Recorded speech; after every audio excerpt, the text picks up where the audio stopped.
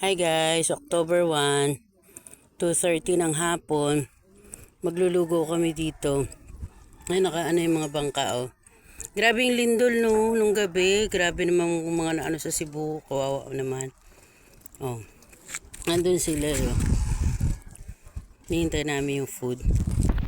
So, habang naghihintay dito muna kami. Oh, pandesal guys. Pandesal muna kayo. Oh.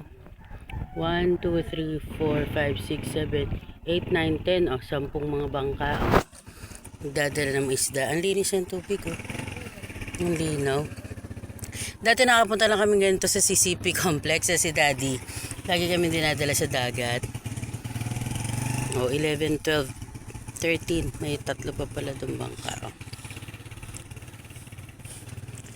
Happy day. October 1st. Welcome. All the blessings of Calvary.